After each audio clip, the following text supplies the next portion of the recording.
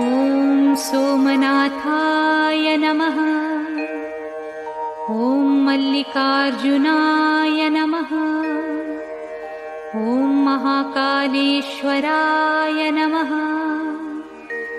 ॐ ओंकारेश्वराय नमः।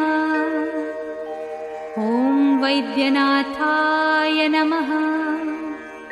ॐ भीमशङ्कराय नमः।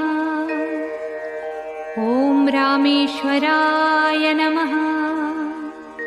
ॐ नागेश्वराय नमः।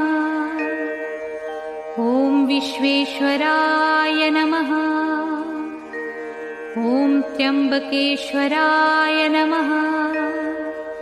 ॐ केदारेश्वराय नमः। ॐ भुस्मेश्वराय नमः।